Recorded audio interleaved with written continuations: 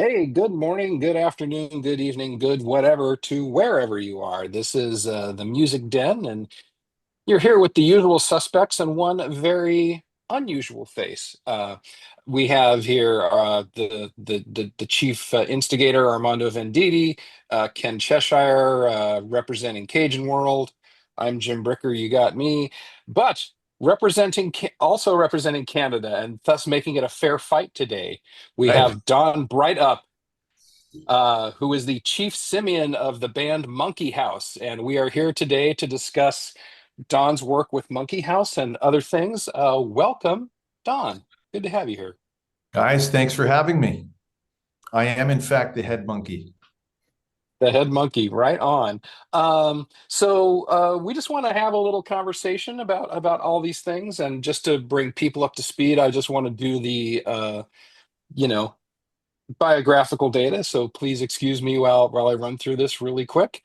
Sure. Um, According to all the big research that's in the servers in the sky, I understand that you were born in 1961, Don, have educational background from Berklee College of Music in Boston and also Queen's University in Kingston. Um, you are the author of at least three books, two books with your brother Jeff about pop music in the 70s, one called Precious and Few and one called Night Moves. And then, of course, the required reading for anyone watching this channel, which is the 33 and a third book on Asia.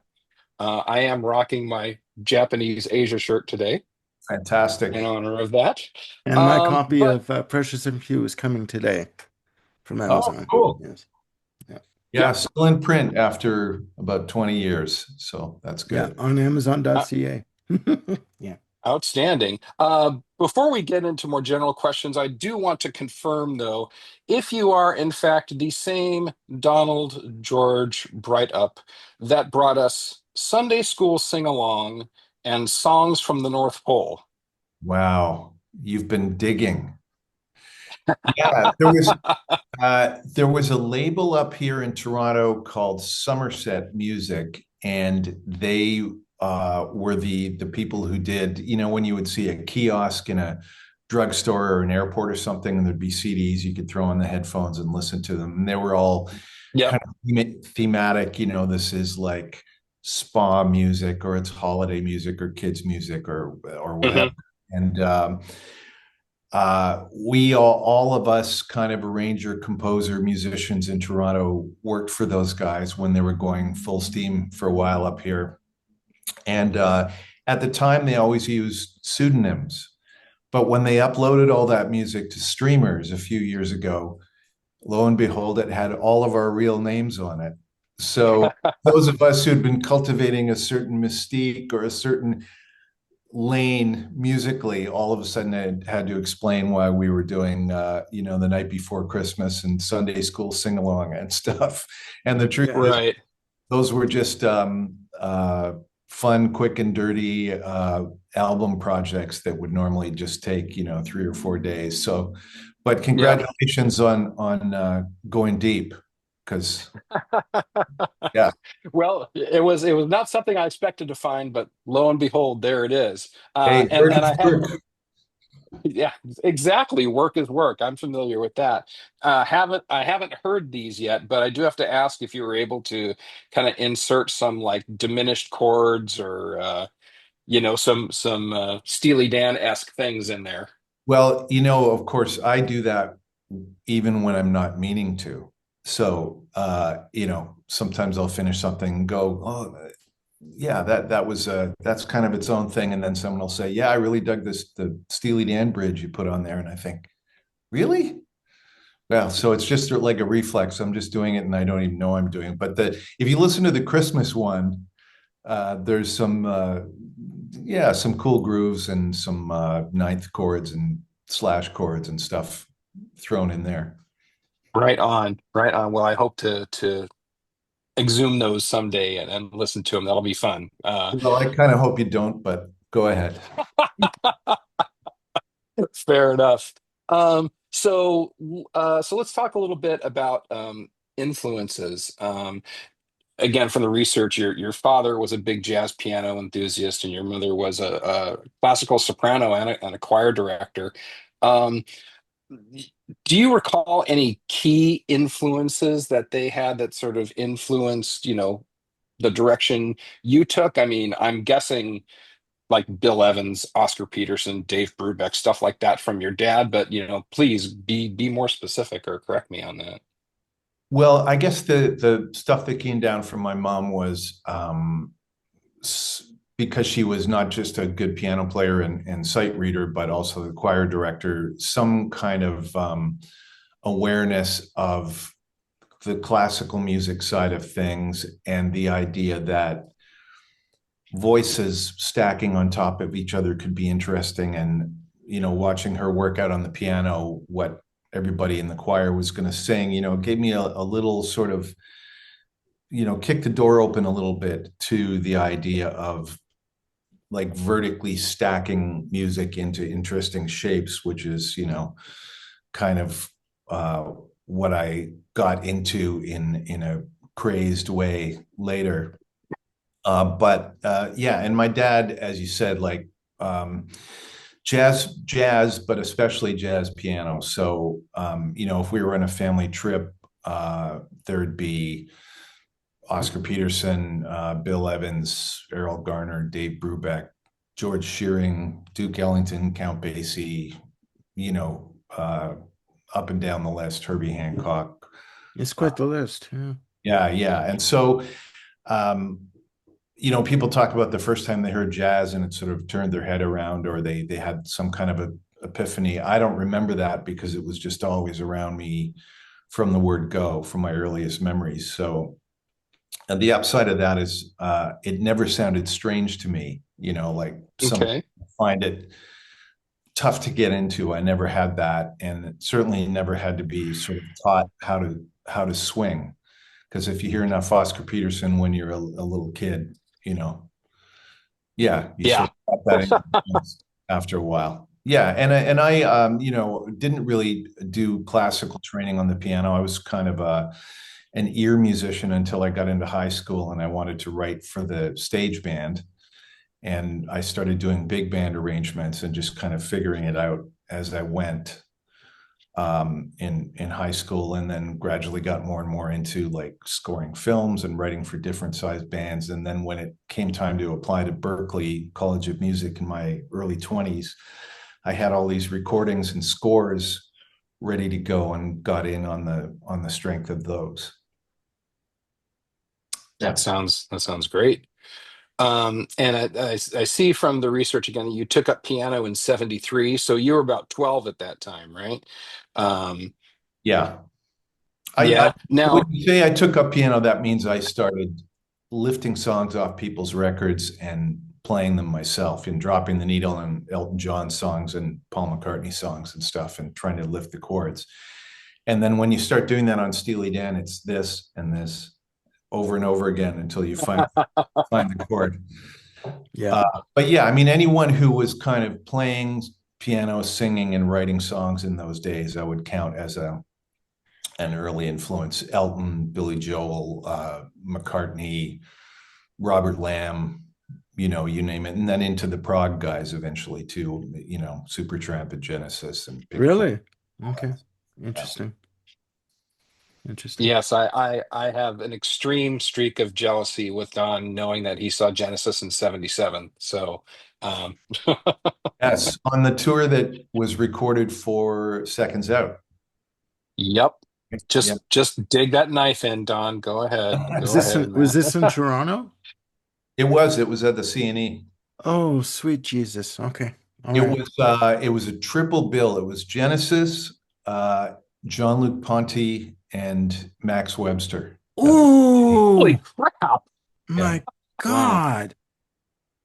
Oh, okay. And that was All right. probably what for like 850 or something? Yeah, Something like that. those old. When you look at those ticket stubs, and the entire ticket price is less than what the service charge is now, you know, Yep. or one beer. Yeah, Yeah. exactly. Yeah. Oh, what a So triple bill. Okay, go on. Sorry. yeah, so the the Genesis jab, comes from, us getting to talk to one another over Twitter and share musical influences. And so, given that you're, a Genesis fan, a Pat Metheny Group fan, and a Jellyfish fan, you're in good company. This is a safe space. Are there are, are there Pretty any much. other influences that you have that might, kind of surprise folks? Well, let's see. I mean, I think that the thing that surprises people who know my music is how much of my formative stuff was English, because my stuff is so jazz influenced and so kind of groove based Yeah. that you don't immediately think I would be an XTC fan or,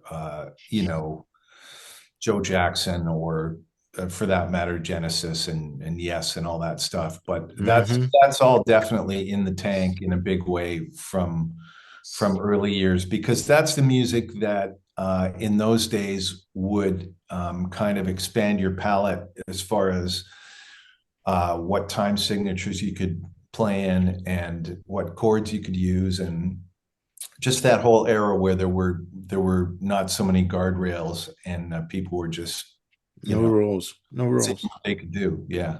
Yeah.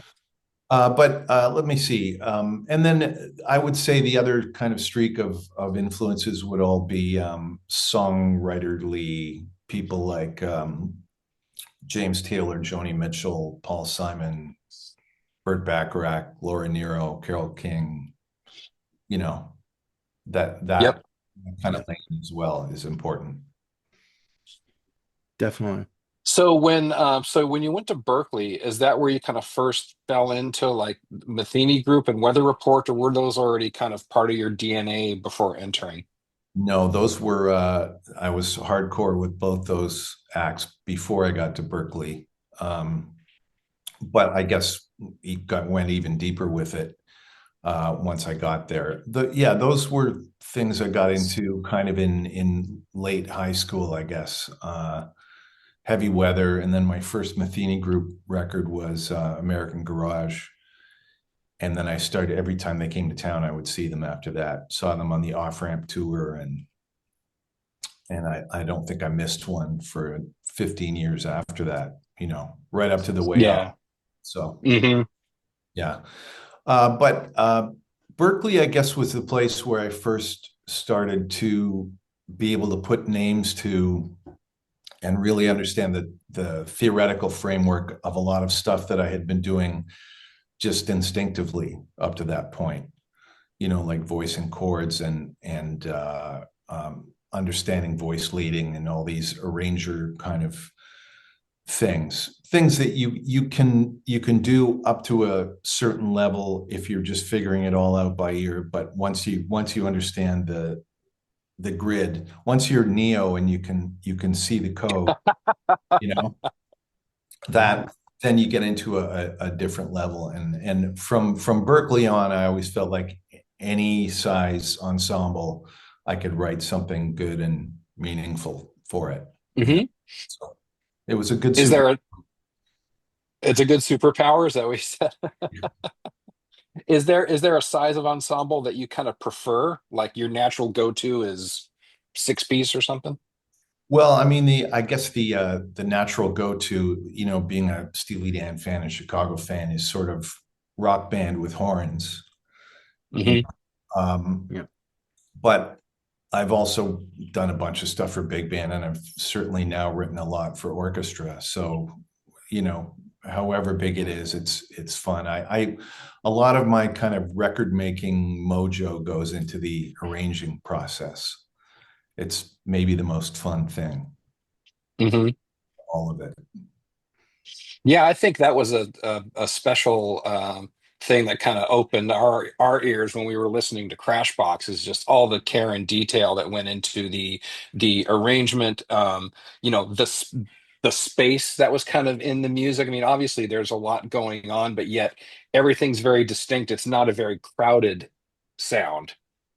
There's a Yeah, well, I sparseness would to the agree with playing. that. I mean, that's certainly what we're going for. And the engineer John Bailey that we've made the last 5 records with, who's now actually a Grammy winner. is really good at directing traffic. And he'll sort of hold your hand through a mix and say, yeah, now for these three beats, you're listening to the bass fill. And now here come the horns, and now we're back to the lead vocal. And, you know, Okay. that's sort of it's like mixing is kind of a guided tour. You know, you can't have everything Hmm. full blast all the time. It's like you alluded to, it's all sort of about what you're taking out at a given moment as much as what you're putting in. Sure, sure. So kind of going back to Berkeley just a little bit. Obviously sound like you learned a whole lot about putting the right kind of theoretical, proper terms to what it is that you were doing. Is there any piece of instruction you got at Berkeley that you would like never ever pass along to someone today? That I would never pass along. Let's see. Um, well, I don't know if I can nail it down to anything specific or quotable, but certainly in those days, Berkeley, this would be mid 80s. The school was kind of transitioning from being a dedicated jazz school to a more, what would I call it? Sort of just kind of career-based music college.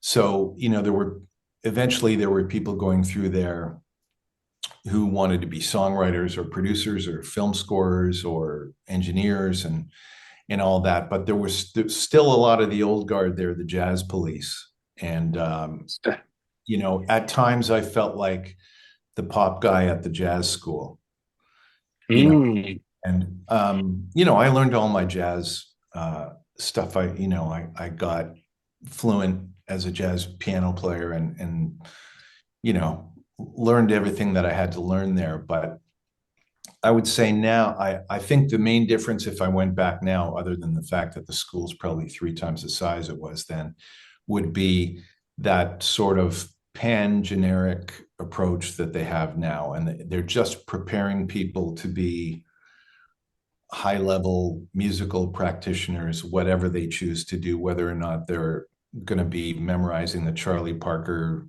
transcriptions, you know, that there are pop people, there are rock people, there are probably even metal people coming out of that school now. hmm. I'll tell you the best piece of advice I got was in the first week. I don't know if they do it this way still, but when you get there as a freshman, they sort of put you through your paces and they figure out how good your ears are, how good your sight reading is, how good your improvising is, things like that. At the end of that week, they slot you into freshman classes with people who are around your level of proficiency in a given subject area. And so this girl who was probably only a couple of years older than I was, but had been at the school a couple of years, was handing out people their assignments in the lobby of the school. And she handed me mine. She said, "You're smoking." I said, "Pardon?" She said, "You're smoking. You've got high placements all across Okay. the board." And she said, "Can I give you a little piece of advice?" I said, "Absolutely, please do." And she said, "You were probably the best musician at your high school, right?" I said, "Yeah, I guess." And she said, "Well, that's every person in this lobby, and there were probably 500 people in there at that time. That's everybody's story in this room. So work hard, Mm, you know? okay. Yeah. Yeah. Nobody here sucks, so you have to work hard." Yeah. I had a very similar experience at Florida State. Oh So yeah, when I applied to Florida State. I ended up going to Berkeley because they gave me the most money. well, there you go. But yeah, I applied to Eastman and North Texas and all the sort of known jazz schools. Yeah, going from big fish in a small pond, to a small fish in a big pond. Yeah, it's quite an eye opener. Yeah, that's right. And all the things that your classmates in high school thought were sort of like magic tricks that you could Yeah, do, everybody could do. yeah, Yeah, yeah. nobody gives a shit. Get on with it. Yep. But the best thing is working with these people, you could demand more than the people you used to previously work with. So it actually pulls you to a higher level. So I can see that. Yeah, well, Yeah. as they say, if you're the most talented person in the room, find another room, Yeah. right? Yeah. Yeah. And I remember going from writing high school band arrangements and having the band play it at high school, and then the first time I wrote something at Berkeley and had the rehearsal band play it, I was like, "Wow, this sounds like a record. Look at these guys go!" You know, Yeah. Yeah. yeah, it does up your game. So I did not go to any sort of music school. Everything I know about music is just from like, you know, hearing people talk, reading books, listening to albums, et cetera, et cetera. Right. Someone who's completely on the outside, how much of Whiplash is just a complete fairy tale? 100%.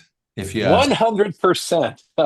I'm on the spectrum of people who have opinions about that movie. I am hard to that side. It just seems like the jiviest thing I've ever seen. I mean, I'm not a fan of that whole drill sergeant approach to educating anyway. Uh, Mhm. but just what he's teaching and the terrible way that guy in the movie is playing and this sort of terrible half-baked kind of high school stage band sounding stuff that they're working on. I mean, it's just up and down, so weird. And actually, of course, when that was a new movie, I talked to a lot of people about it, and every musician I talked to felt that way. Like Okay. it's sort of like, I my ex-wife, her dad was a surgeon, and if we were ever watching ER or Chicago Hope or something, he would just be watching the show and muttering, "Bullshit, bullshit." So that would never happen. So I don't So, know. Maybe I know too much, and maybe it's that movie's a good yarn if you don't have any skin in the game and you're not a player. But I sure wouldn't have wanted to learn that way, and I certainly have never taught that way either. mhm. So So the teachers you had were probably a lot more encouraging as they were still pushing you to, up your game. yeah, of course. I mean, you you got to strike a balance between the two, right? You have to let whoever you're teaching has to know that you have standards and they have to meet them. Um, Mhm. but I don't think they should be scared of you. You know, It's a balancing act that you have to yeah, do because you have to tell your students and not to butt in here, but you have to tell your students you're good, but what can you bring that's going to elevate you above the rest? That's going to make you stand out above the rest. Because there are a lot of talented people out there, but you have to bring something more to the table that makes you stand out. yeah. And the other thing that you learn when you have a good teacher or two or three is you learn that practice means working on the things that you're not good at. You know, so Yeah. you go in the first day and you play for your piano teacher and you play the thing that you think you play the best. Yeah, And he goes, okay, fine. Now let's work on what you can't do, that's right. which That's is right. more painful, but you end up better rounded because whatever whatever thing it is that you feel you're timid to try it or you've never been able to execute it perfectly, if you dig in and spend your minutes and your hours on that, then you make Yeah. better progress. I mean, Yeah. my problem at Berkeley was I'm such a writer at heart that I'd get in there and start doing my 2 octave chromatic scales or whatever, and then after about 10 minutes, I'd be writing a song. So my practice discipline was not. The other thing at a big music school, and Ken, I'm sure you'll agree with this, is you walk up and down the hall and you listen in the practice rooms, and you've got those kind of mutant people who practice 12 hours a day, and you hear them ripping it up through these thin doors of these practice rooms, and you think, well, I'm never going to outgun that guy chops wise or dedication wise. I mean, this guy, hasn't gone to the bathroom in the last 10 hours because he's practicing, that kind of thing. But I always figured that maybe I could outright or out arrange some of Right. the guys. So that's sort of Mm. where I put my energy, One of my um, in my private voice lessons, um, and piano too, both of my instructors would fuss at me for my practice habits. right. And I remember the first time he said, Ken, your biggest problem is you sight read too well. And so that made it easier for me to try to fake through a lesson. Right. And as a and I learned real quick that you you can't fool the master. So yeah. And it depends on what kind of school too. I did my graduate work um, at just a regular college, and I understand what you're saying about the film, but at the same time, my experience with graduate school, most of the undergraduate majors were very lazy, and Right. so they weren't self-motivated. There was not this sense of competition and whatever, like at Florida State or Berkeley, I would imagine. Yeah. So, whereas, they weren't throwing instruments and cymbals at the students, Right. there was, But they they did have a firm yeah. hand. Yeah. And Yeah. every single director in whatever ensemble would constantly have this attitude. It's like, you know, this ensemble is the most important thing, you know, amongst the other three ensembles, and they're all saying the same thing, just trying to motivate, the students, because it's like, oh, I like music, so I'm going to major in it, and they all end up selling insurance after the fact or Well, something. that's what I was going to say is those people don't end up getting any traction or actually going into Yeah, it as a career anyway. yeah, If you don't show up motivated, then you're probably not going to come out motivated. So, sure. I have a question. How easy was it for you to break into the music business in terms of getting a recording deal and overall? Like, well, I did it. I think I did it in the sort of gradual, logical way that it was possible to do it then.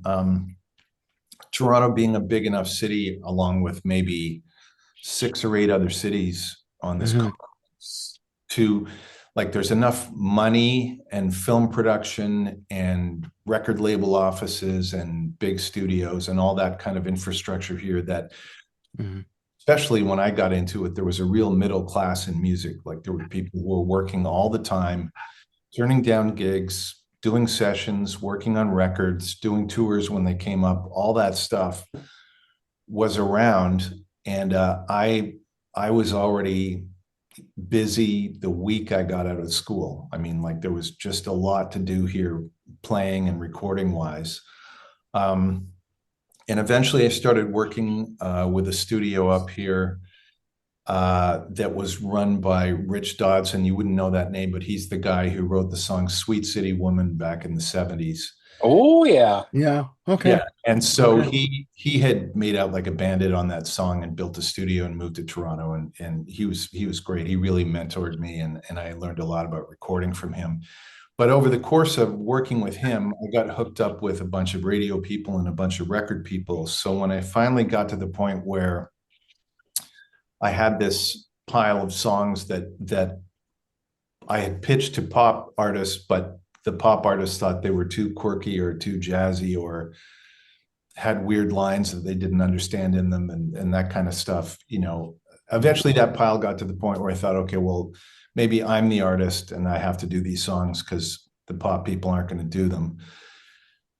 By then, I knew enough people high enough up at record labels that we could get a deal for the project pretty much right as soon as we made some demos, um, which was great. Now we're talking about that's probably my 8th or 10th year or something in the business. So that built up gradually.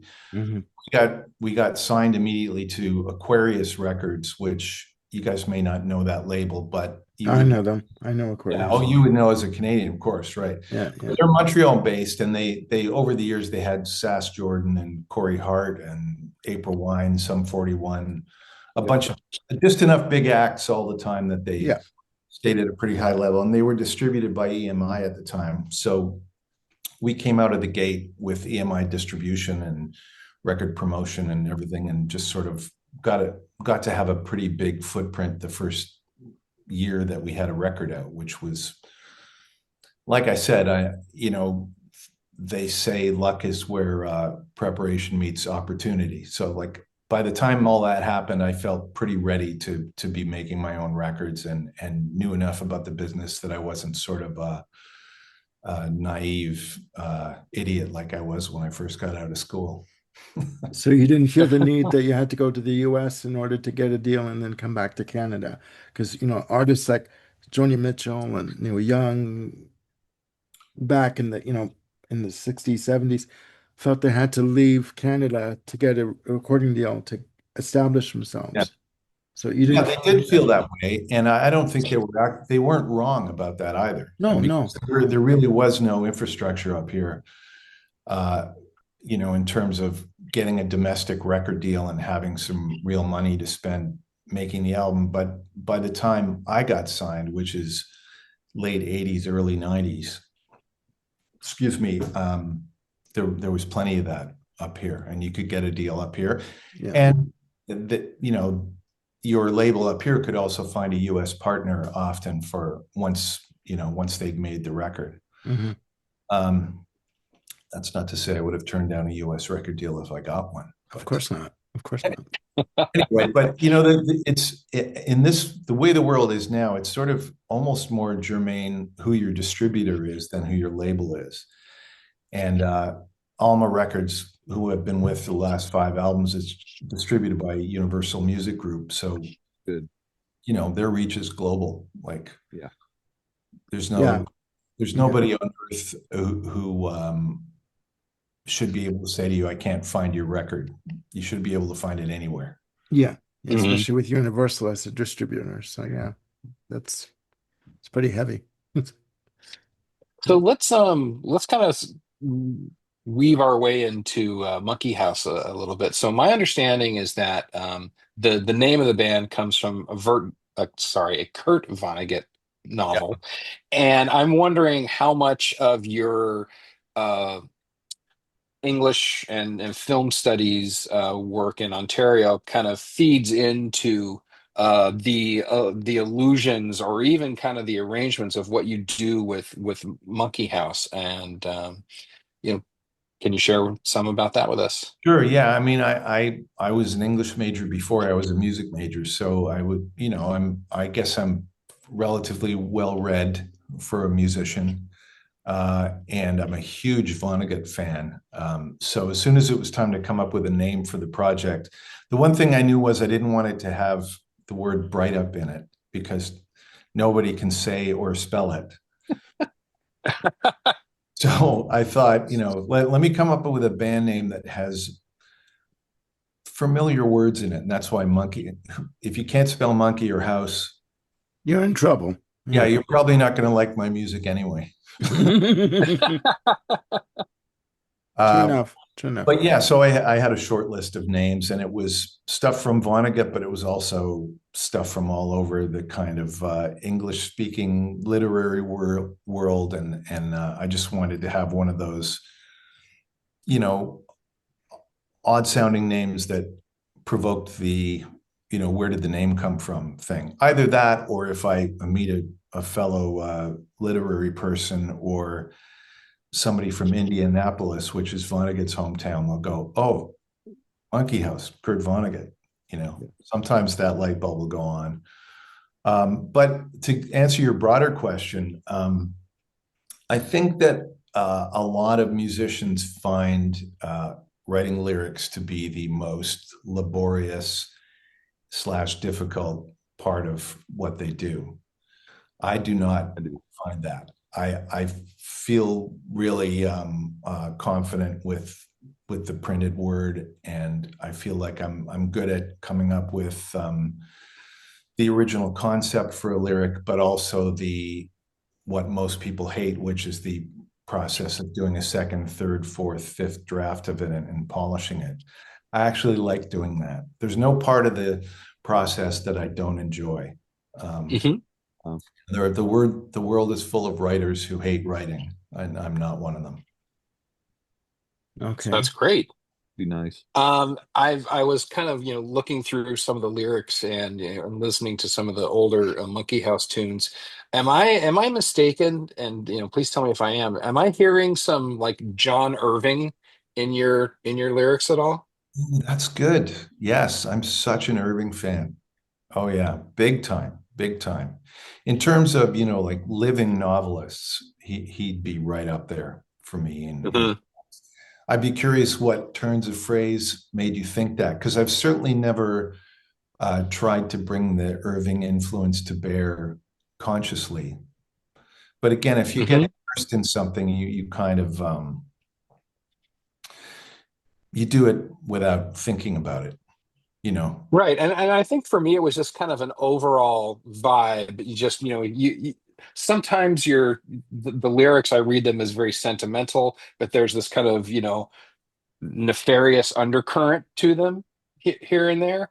And just how it sort of combines with the music just seemed very Irving-esque, if you will, because of his novels are just so broad and he does so many different themes very well that it just kind of made me go, huh, I wonder if that's part of Don's wheelhouse or Yeah, Monkey House, the that other is. thing about him, as great a storyteller as he is, he's not afraid to sort of pause for a second and kind of point the camera at something and really go after it. You know, Hmm.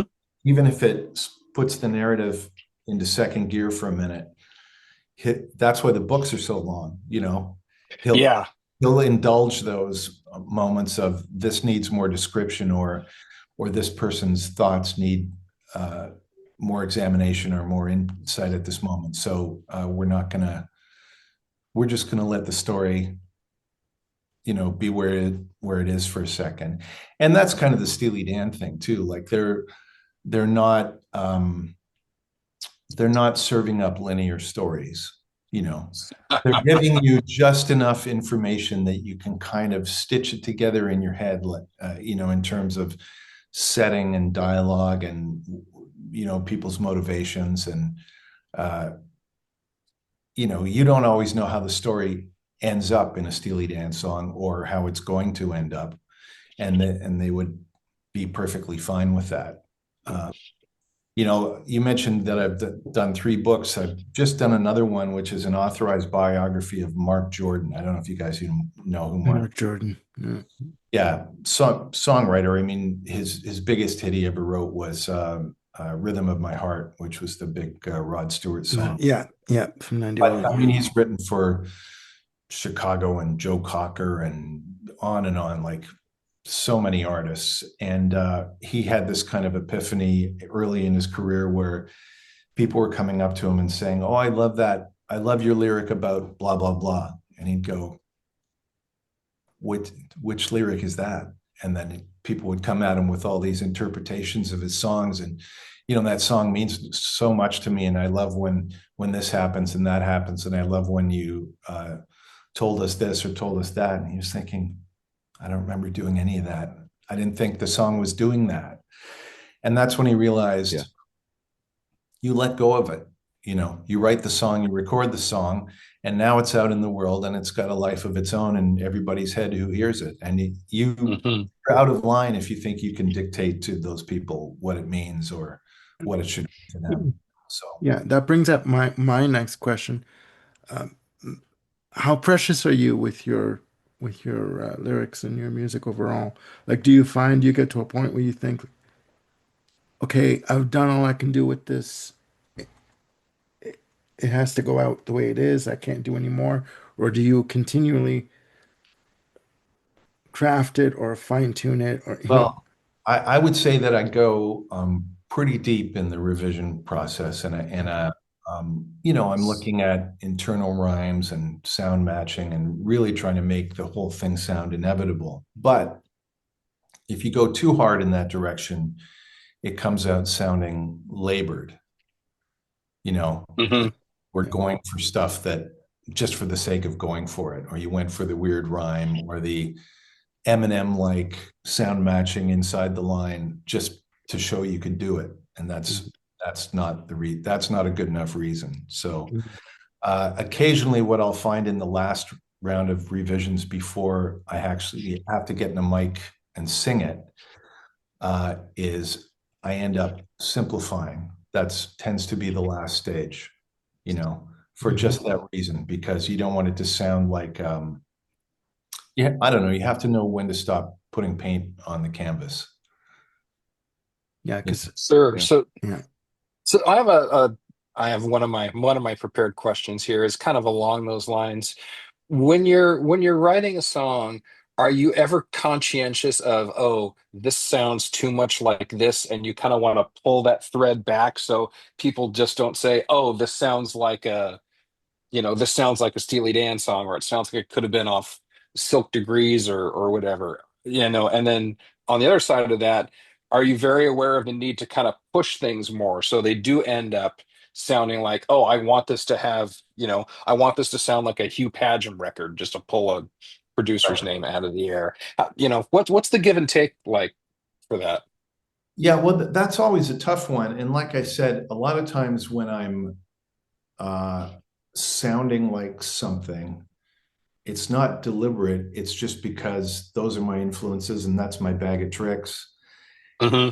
And the thing that gets people's attention about when you sound something like Steely Dan is that it's not easy to sound like Steely Dan.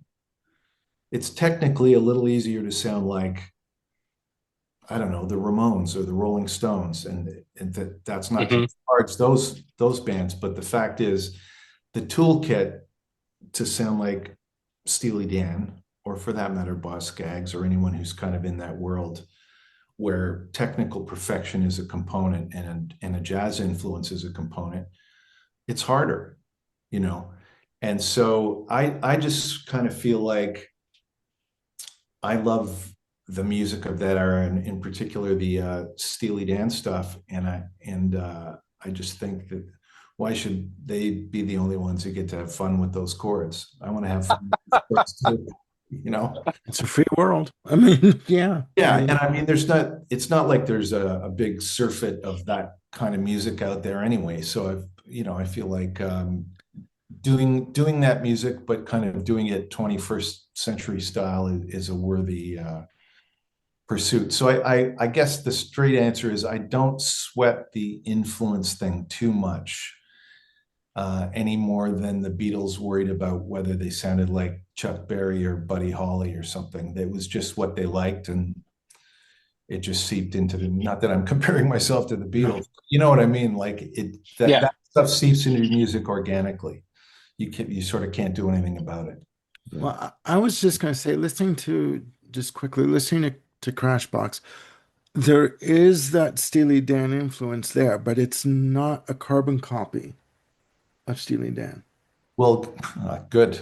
Do you I know hope. what I mean? Like, Yeah, I mean, not to go back to the Beatles again, but those are the first records that I really loved as a kid. So my idea of what an album is that it should be a great variety show. You yeah, can't point to a Beatles album where all the songs are of a piece. There are always about six different styles of music involved in exactly, all those records. exactly. And so that's sort of my earliest idea of what an album should be. So I take seriously the task of pacing it, varying it, uh, using different colors, et cetera, et cetera. So I mean, if someone says a few of those tunes sound a lot like Steely Dan, I can usually intuit which ones they're talking about. The ones with the minor ninth chords and Yeah. the Yeah. jazzier kind of information in the track. But you know, I I think it would be a bad thing for me to overthink. you So it know. sounds like you're just going with your gut most of the time. It's like, this is what I hear in my head, so therefore that's what comes out. Yeah, I mean, you do what you like. I'm trying to make records for people like me. You know, I'm trying to make a record that would like to hear as a listener. You know, Hmm. Hmm. so And you've succeeded. So that's my story, and I'm sticking to it. there you go. There you go. Excellent. For the variety aspect of things, Don, one of the things that really kind of stood out to me about Crashbox was kind of the distinctiveness of the last two tracks, which kind of I think I just pinned down to one, the that sitar sound in that penultimate track, and then just the big acoustic guitar feel and lead on Feeling You Breathe. Was there something deliberate about putting those two songs last in the sequence? There absolutely was, especially the last one. But yeah, that's a good insight. You know, that sitar sound we actually used a fair bit on the second Monkey House album, which is True Winter back in 1998. That choral sitar, electric sitar sound. Um, they're hard to find these days. Actually, we ended up borrowing. You guys know of Rick Emmett, the guitar player from Triumph. Yeah. Yeah. Hmm. Yeah, so Rick's here in Toronto, and he had a nicely playable electric sitar, which we borrowed for that track on this record. There are a few little lines here and there throughout as well. But that ever since I wrote that song, and here, let me point at the piano here, which was written on this piano Hmm. months ago. I felt like it had that kind of home stretch of the album vibe to it. I'm not can't even say why. It just always felt like it was going to be late in the record. And then with the last song, which is "Feeling You Breathe," um, which is something I wrote actually for a potential theatrical musical project a while ago, like I don't know, 2016 or 17, something like that. It's been around all that time, and I'm really proud of it. I really think it's one of the better things I've written, but I was never sure whether it belonged on a Monkey House record for the reason that you cite, Jim. It's got, you know, that strongly acoustic thing, and, you know, it's got strings instead of horns, and it's a Hmm. little more, I guess you'd say, openly emotional than my stuff usually is. Right. So Hmm. It's a that's good why, way to end the album, though. It is a Yeah. really good way to end the album. well, I hope that's true. Yeah, like I said, when I brought it to Peter, my co-producer originally, I said we should either A, not do this song, or B, if we do it, put it at the end, you know, because that's where you put a moody closer kind of track. And Yeah, and so with that song, um, two things immediately came to mind is that makes this album one of those gems where it's got a very strong opener and a strong closer, period. oh, Also, the fact that it is so different um, in soundscape than the other On the songs. majority of the album, yeah. For Yeah. for most, for a lot of albums we've talked about on this channel, um, it's rare that it works. I mean, we talk about we use the label close but no cigar, for albums that are perfect except for one song that just doesn't fit. right. This song is very different, yet it still fits. And it's just, Good. and I think it's rare. Yeah. People usually can't pull that off, and boy, you did. So kudos. Well, I'm glad. I hope everybody feels that way because I by the end of the process, I was so close to that track that I just had to take people's word for it.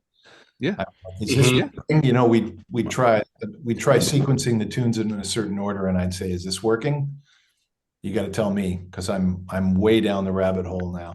yeah. You know, Well, Yeah. listening to the album, and we're coming at it from music fans. We're not music journalists. We're not experts in the field by any stretch of the imagination. We're coming at this from a music fan perspective, and you hit it out of the park.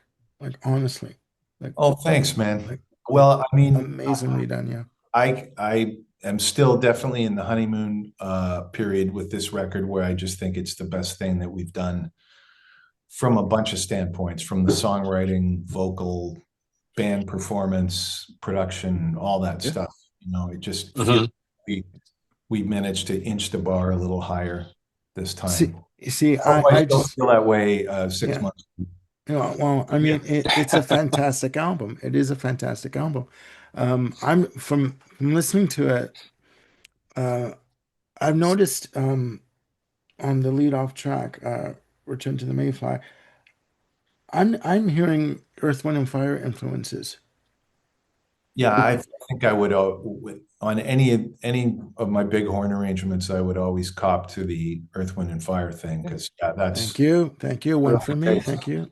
But I would say from a group standpoint, I would say that that's also a little bit in the Boz Scaggs category, where if you get a good 2-bar vamp going and it just feels good, just keep doing it. See, and I'm hearing it Hmm. I'm hearing it from the bass work, from the bass line Right. on the Yeah. track. It's just okay. This is somewhat funky. This is all right. I get the Earth, Wind, and Fire vibe going on there. So yeah, yeah. I hear Yeah, that and also. the way that tune starts out with the horns, I give full credit to my co-producer on that, because it Yeah. was a case of I had written that horn solely. It happens after is it after the bridge or before the bridge? After the second chorus, I think. And we just had it kind of on the operating table soloed, so all we could hear was the horns, and we were just, correcting a couple of little cutoffs and making sure that all the edits sounded good and all that stuff. So you turn everything else off. And Peter, who works with me on the record, said, this sounds really good just by itself. Do you want to put it at the beginning of the song? And that was a bit of a mental leap for me. I thought, I don't think I do, but I'll give you 20 minutes. Show me what you mean. And so they went to work, and I walked around the block and came back, and they put it at the front as the intro. And I loved it, and everybody loved it. And every time we sequenced the album, that song would get closer to the top, until finally everyone said, yeah, that's a cool way to start the record, just with the horns like that. That's a great Right. attention That's getter. right. Yeah, yeah. Absolutely. It pulls you in, actually. Yeah, it does. So, Yeah, just one more comment that I want to make about the record is, for me, one of the most special songs on there is "Bring the Stars Down." I just really love what you did with that, Don. I don't know if there's like a specific, um, I don't know. I've been listening a lot recently to Corcovado, "Quiet Nights of Quiet Stars," and I'm Yeah. wondering if that was somehow in the back of your mind or the forefront of your mind Well, thematically. that record is so in my DNA. It's one of those ones that was played in the house when I was a kid. So I'd probably not even qualified to tell you whether it was in my mind or not, because it kind of always is. It's one Always, of yeah. those template kind of records for me. But I know that my thought when I started that song was, well, one of the stories in the Mark Jordan book is he went to the birthday party of a pretty famous Broadway songwriter. I'm blocking on the guy's name, but this guy had written a dozen songs that we've all heard of, in the 30s and 40s. So this was, I guess, in the 80s. Mark went up to, it was somewhere in Southern California, like maybe Hearst Castle, or, one of those places where they have big events. And someone said, hey, why don't you play us a few of your songs? And the guy sat down at the piano, played and sang a bunch of his songs, and everyone loved it. And Mark, who was in the middle of making these super high-tech, MIDI heavy, sequencer heavy records at the time, said to his wife, if they ever ask me to play a bunch of my songs when I'm 80 years old, I'll have to pull out $6 million worth of equipment and have a crew to play the songs. And so he set his mind to, let me write a bunch of songs that sound good just on piano and voice, or just guitar and voice. And so Hmm. Bring the Stars Down, which actually is the first song I wrote for this album, was an effort to just have a song like that. If someone says, "Hey, play me something," Yeah. piano's in tune, I can sit down and play and sing that song. It's nothing about it is hard to sing, nothing about it is hard to play, and it just unfolds nicely with Yeah. one instrument, you know. So that's kind of the genesis of that one. But certainly the line, "Go to the last place you still know," was uh, me thinking about coming home from that, Hmm. you That's know, right. yeah, sort of craving the familiarity of your hometown. Yeah. The So, normality That of it. Yeah. Yeah, and that's again one of the striking things about this record. The more I listen to it, go to the last place you know. In the age of escalation, you want a sword and not a pen. I mean, these are not just knockoff lyrics trying to fill 3 minutes of a song. I mean, I hear the kind of literary quality of what you're putting in there, and just as a listener, it's a huge gift. So oh, thank you for good. You taking the know, time to do that. it's always nice when somebody kind of dials in on the lyrics because not all people do. Some people, even serious music fans, sometimes just let the lyrics kind of drift by, and they're into other things. They're into textures and grooves and playing and vocal timbre and other things that draw you into the music. But um, there's a lot of sweat in these lyrics, so it's great when somebody notices them. So I've got a couple of concluding questions that don't have anything to do with Crashbox, but want Armando or Ken, do you guys have anything to add to the Crashbox conversation? It's a fantastic album. I'm, I'm Yeah. diving into Yeah. it more and more. It's a Kudos. fantastic album. And for people watching, you can get the album on Amazon. You can pre-order it, and it's coming out June 6th. So, Jim, do you have any other questions? I do. It is so I this will be the first time I've spoken with anyone who's spoken with Donald Fagen. Yes. Is there Okay. anything from the 33 and the third book in your conversations with Donald that didn't make the book, but you could share with us? Let's see. Well, first of all, that actually wasn't the first time I'd spoken to Donald. My brother Jeff and I went and covered the Rock and Roll Hall of Fame induction ceremony in 2001 for the National Post, which is a national paper in Canada. And it was a big year. Like Steely Dan got in that year, but also Aerosmith, Paul Simon, Michael Jackson as a solo artist, um, Richie Valens, who's the guy who started Island Records? The Brit. Oh, Blackwell? Yeah, Chris Blackwell? yeah, Chris Blackwell, yeah. yeah. It was quite a class of musicians getting in that year, and we got to hang out with the press corps and kind of ask people questions, which was fun. But the best part of it was they used to hold that event at the Waldorf Astoria Hotel in New York. It was not like a big thing that happened in a stadium like it is now. And Jeff and I, my brother and I, walked out into the lobby, and the smoke was kind of clearing, and it was getting pretty empty. But Jeff had just interviewed Paul Simon for the National Post a few weeks before. So we walk out in the lobby, and Paul Simon's there with his brother Eddie, who looks exactly like him. And Paul spots Jeff and points at him. He goes, "You, I know you."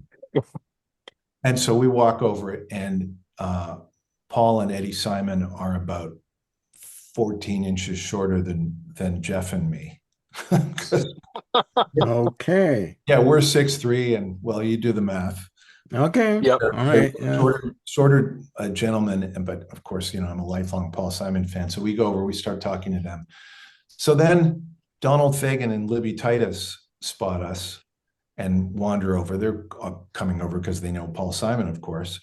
But now there's six of us talking, and then the seventh person into that little scrum was Peter Asher, who knew them.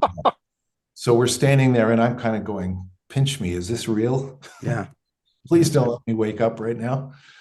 And so we sat in the lobby with that group, or stood in the lobby with that group for, I don't know, the better part of an hour, just chatting.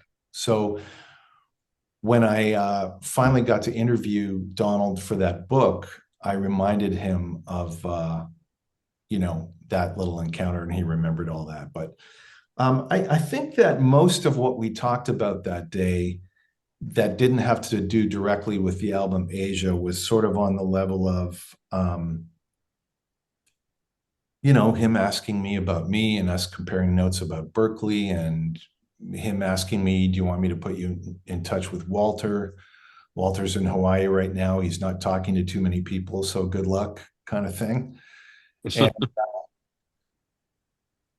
just telling me a bit about the space we were in. It was this, I can't tell you where it is, but it was his sort of, I guess, his office / writer's room in New York at the time. And there was a fresh handwritten lyric in pencil sitting on his upright piano. And I felt like, oh man, I shouldn't even look at that. Yeah. Sacred. Yeah. Yeah. I get that. I get that. But in terms of, anecdotes about the making of that record or about particular people, there was nothing sort of off limits that he asked me not to talk about. Oh, I know we talked, he asked me when I first got there about the 33 and a third books and what that was all about, because he didn't know about that series. I think it was pretty new at the time. But, I explained, you guys probably know, but I explained to him that it was this, they do single volumes on a classic rock or soul or occasionally jazz album. R&B, yeah. And then so he was guessing what the usual suspects would be, Sgt. Pepper, Led Zeppelin 4, blah, blah, blah. And then he said, have they done Dusty Springfield? And I said, yes, they have done Dusty Springfield. That was one of the first books they did. And so that sort of told him that it was like serious music people doing it, and it wasn't just some kind of, meathead classic rock kind of endeavor, Yeah. And I just to get myself in that door, I had been pestering Irving Azoff's office for 6 months trying to get that interview, just to try to convince Donald that I wasn't going to ask him stupid questions and that we were going to talk about, players and production and theory and lyrics and all the, the nuts and bolts of the record, and not, how did you and Walter meet and that kind of stuff. Yeah. What's your favorite color? Yeah, right. But, he was known as so prickly with interviewers. Sure. I mean, my theory about that is whenever you read something where he's being kind of snarky with an interviewer, it's because he and Walter are both in the room. This was just one-on-one. And so there was no one there to kind of screw around with or try to make the other guy laugh by busting the interviewer's chops. And so he was just super nice. And, we got into kind of the meat of the interview very quickly. He made me a cup of tea. It was, again, this was all very pinch me. Yeah. It would be. It would be. Yeah. It would be. I have a question. It just came to mind. Listening to Crashbox and the style of the music and just the arrangements, and I kept hearing, in terms of a backup vocalist, I kept hearing Lisa Del Bello coming through. Oh, that's interesting. Well, I know. I'm just wondering. I'm a big Del Bello fan, and I've mentioned Del Bello to these two over and over again, and it just kind of, I don't know if it falls on deaf ears, but they don't really sort of respond to Del I Bello. love the vocals on Miss Sun. I'm not There you going go. to, There you deny go. that in There any you way, go. shape, or form. But I was just wondering, because she has such a range in terms of her delivery, is she someone that you would want to work with? Well, honestly, I don't know how much she's doing these days. I I mean, believe she's retired. Yeah. she was a powerful force in this city on the studio scene. I mean, she Bloody hell. was the Yeah. first call for everything. In addition to being like she was already that, and then she came out with those couple of albums in the 80s where you went, oh, I see, she's also an artist. Yeah. Like she was kind of in an almost Prince-like way crafting these records where she was playing almost everything and layering up these vocals and writing these really distinctive, almost like Peter Gabriel-y kind Oh of. my God. Yeah. And Yeah. yeah, so I mean, she's a heavyweight. I know her just a little bit, and the prospect of working with her, I would never say no to that because she's a real force. But Selena, who's the new background singer on this record and is now officially sort of in the band, Yeah. I'm super happy with her, and she's really soulful and really fast in the studio and really dedicated. So I don't think she's going anywhere. Of course not. Of course not. Any big plans for Monkey House getting out on the road? Well, that's always tough to do because everybody in this group, first of all, everybody's doing Monkey House, but everybody's also playing in shows or doing other people's tours and all that stuff. So wrangling what I would consider a quorum for a Monkey House gig is 7 people, which is guitar, bass, drums, keys, plus Selena, the background singer, plus at least 2 horns. I'd love it if it were 4, but usually live it's 2. Yeah. But finding open dates for the 7 people, even for one show, is Mm-hmm. thing. And so, tours are tough. We've been out a bit. We've been out around Canada a little bit, and we played the bitter end in New York a few years ago. But I would like to think the thing about having your analytics from your streaming services is where your strong markets are. You can actually look at city by city, That's right. So, and it's not always the biggest places that your music is the biggest, but you can sort of go through it and say, okay, well, we should do a gig in Chicago, and we should do a gig in New York, and we should do San Francisco. And anyway, I have put forward a rough plan that I think is economically viable, where we could get down to the US and probably do 6 or 8 shows. But it's premature to talk about it really at this point because Sure, nothing's booked. But yeah, it's an expensive business touring. I work with it is. Crashbox, which is this Chicago band, and most of the gigs we do hinge on can the promoter afford the accommodation and the flights. It's very seldom a question of, is the venue paying us enough money, or can we put enough people in the venue? It's usually about travel and accommodations. So, and I'm sure Monkey House would be no different. But basically, hell yeah, I would like to get out on the. Of And course. Tokyo, Japan is our strongest streaming market on the planet. So Wow. Okay. we would love to get over there too. Okay. So I that's just have a middle answer. sorry, I just have one last question on my part. In terms of being a music listener, I asked this question in another interview we did about 10 days ago. Uh, how easy is it for you to turn off the arranger in you when you hear a song and just listen to a song as a fan? Or do you sit there and you think, okay, I could do this differently, I would do this differently. You know, is that easy for you to do? Because for some Um, people it is not. yeah, I realize that gets in the way for some people. I think Jim, you would vouch for me as a true music fan because I'm nerding out with the lists of top 10 this and that on Twitter and all that stuff. Like I've never stopped being a music fan, but I certainly have colleagues who have gotten so deep into it that they sort of can't enjoy music in the kind of visceral, uncomplicated way that we all used to enjoy music when we started out, And Mhm. I jealously guard that, and I would hope that I can always do that. Not that I can't tell you what the chords to most people's songs are the first time I hear them. But Yeah. but that takes 1% of my brain. That's not even something that I'm, you know, um, that takes up a lot of space while I'm listening to something. I don't have perfect pitch, but if you give me the starting note, I can play you back a song after hearing it once, usually, unless Tony Banks or Donald Fagen are involved. Right. Okay. No, Um, because That's fair. yeah, that's true.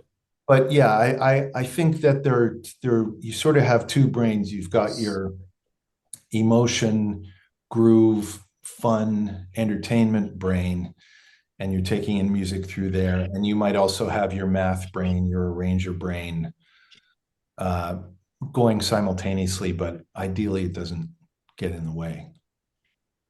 Okay.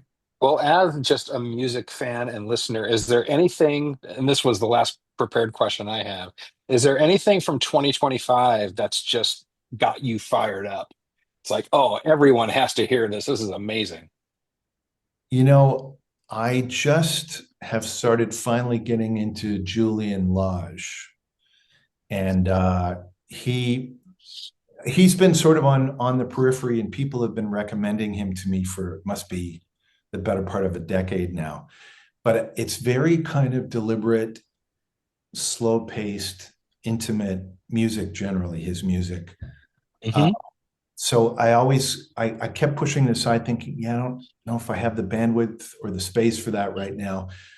But finally, I put his stuff on a few weeks ago, and now I'm right down the rabbit hole and right into his discography, and it's all brilliant. Are you guys hip to him? I'm familiar with I've Julian. He's heard of the great. name. Yeah, I've heard some Yeah. of this stuff. Yeah. He's a bit like Bill Frisell in that he kind of comes from jazz world, but he's not really playing or writing jazz music. You know, Hmm. it's Hmm. well, sort of like Matheny, right? Like he has all the jazz tools, but you'd be hard pressed to call everything that the PMG did Right. jazz. Right. Then the Yeah. fact that there are improvised solos in it. But I'm telling you, man, if you just from a kind of meditational standpoint, I don't know of anything cooler than that Julian Lage stuff right now. So great. Yeah. Yeah. Yeah. That Yeah. that But that's a good having said that, recommendation. usually when I come out of making a record, it's been 6 months since I was even looking for outside music because you just get wrapped up in your own thing till it's done. Hmm. Yeah. So Yeah. I'm just kind of venturing out now and re-engaging. So anything you recommend, I will check out. How's that? Well, let me Ooh, drop one right now, that's actually. dangerous. That's dangerous. Okay. It is Here we danger go. for That's dangerous. 2025. Here we go. I'll just throw one out there. The new record from banjoist Bela Fleck Yeah. with drummer Antonio Sanchez and Okay. harp player Edmar Castañeda. So trio, banjo, harp, and drums. It's called Beat Trio. Uh-huh. It's a mind blower. Okay. Well, I mean, I don't know the harpist, but obviously Antonio and Bela are well, they're on the Mount Rushmore of their instruments already. So Absolutely. And they that's a and they really just weird combo too. you know what? I couldn't when I saw it on paper, I'm like, this doesn't make any sense, but I trusted Bela as the leader, that Yeah. he knew what he was doing. And I actually got to see these guys perform in San Francisco in March. What Edmar is doing is he's playing the bass notes on the harp with his Oh, I left see. hand and then all the melody stuff with his right. And it was stunning to see and hear. And I highly recommend that record, Don. Okay. I'm making a note. I'll get back to you. Um, I love that's almost like a joke trio in that, yeah, it's a trio with a drummer and two stringed instruments. And by the way, neither one of the stringed instrument is a guitar, Right, you know? right. That's definitely not what there's no guitar and no bass, but there's two stringed instruments. That's kind of a Yeah. thing in of itself. Yeah, like I said, on paper it looks ridiculous, but hearing it, fantastic.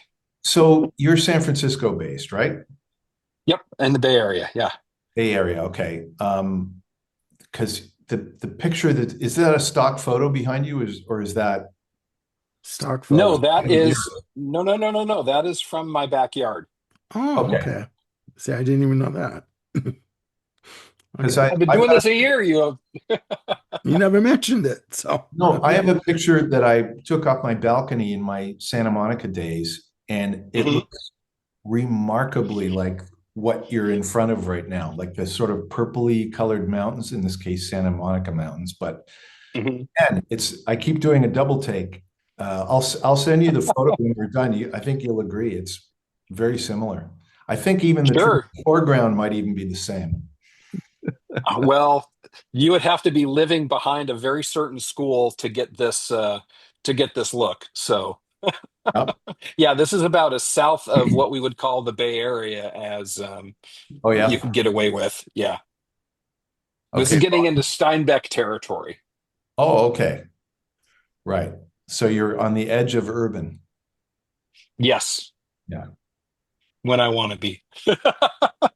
I love San Francisco. When I was down there in SoCal, we were up there at least once a year.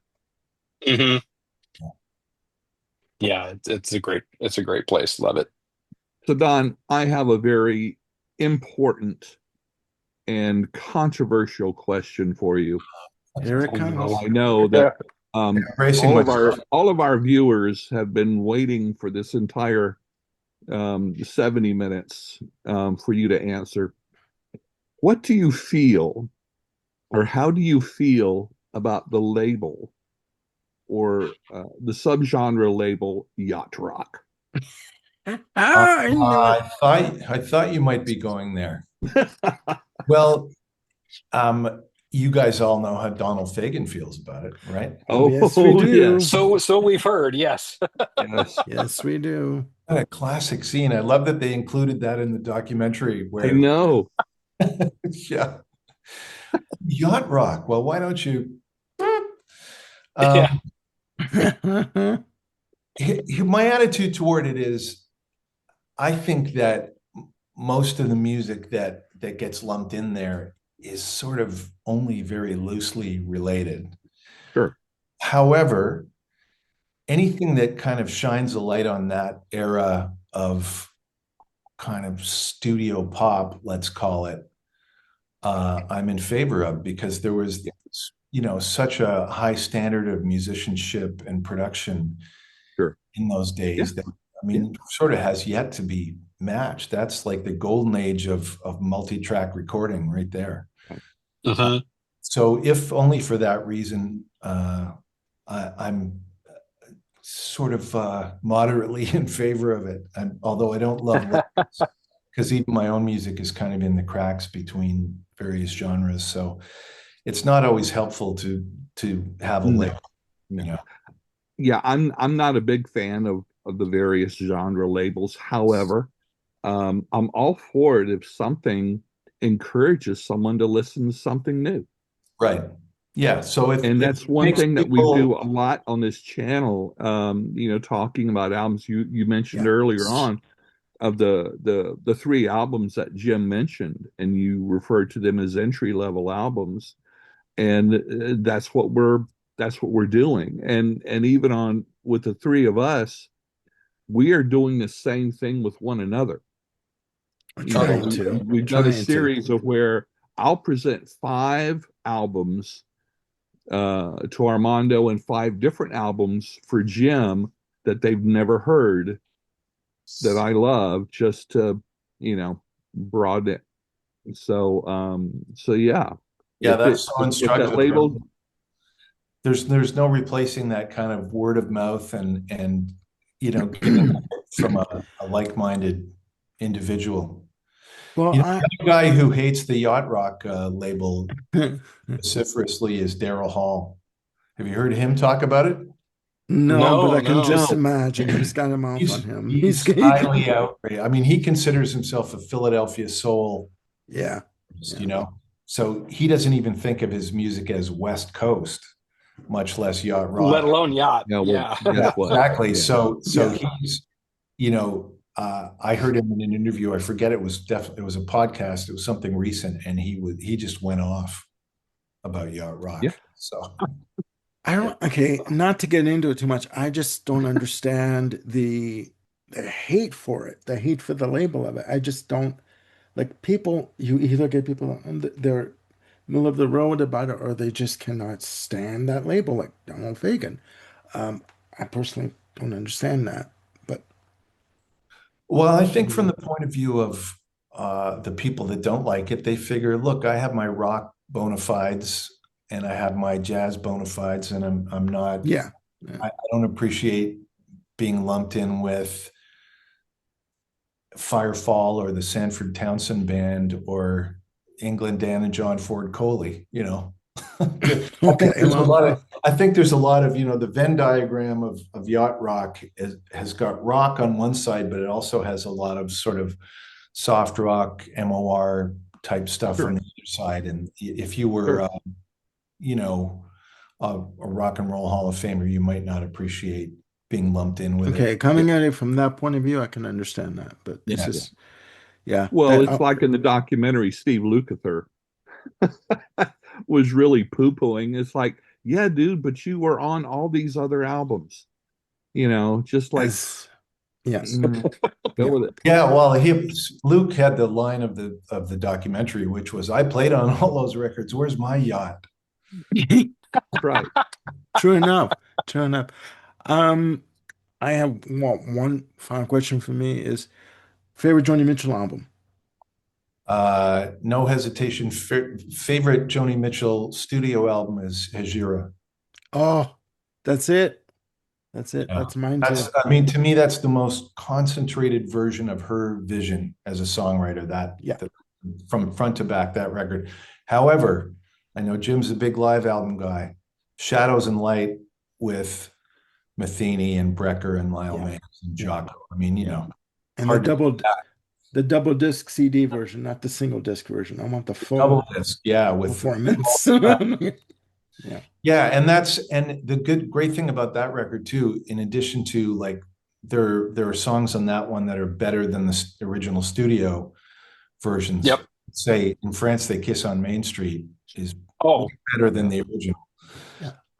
But also it's cool because that's Joni looking over her last, what would it be at that point? Like 5 records, Yeah.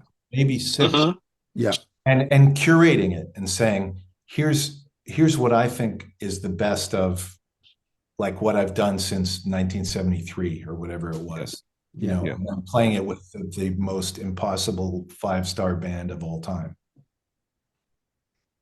Yeah. Because when you look at the pedigree of musicianship on that stage with her, Oh yeah. it blows your mind. I mean, just unreal.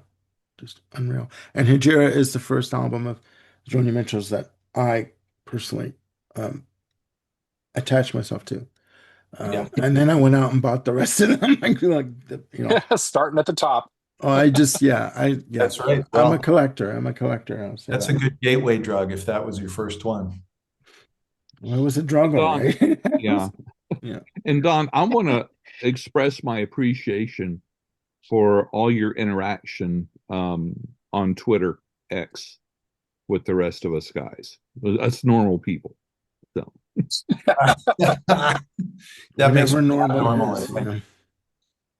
Well, I just like shooting the breeze about music, It Uh, shows. that's how I met Yeah, Jim. So yeah, I've got 2 music nerd brothers. I'm the eldest of 3 brothers, and we always have some kind of what's your top 25 of this particular year, or rank this person's albums from 13 to 1, or that's always sure. I'm down for any kind of argument, ranking, Hall of Fame discussion, whatever it is. So yeah. Well, anytime you want to come on the channel and have a discussion, a heated discussion, but of music, of any type of music, please, you're more than welcome to come back. I mean, Well, you mentioned ABBA, so I already know I have something to yell at you about. Well, we'll see. We'll see. We'll see. yeah. I've Well, on maybe on that note. no, no, no. I got to quantify. I Oh, got to okay, all qualify right, that. Armando. No, I've always said that because I'd grown up with three sisters, the older sisters, music was always on in the house.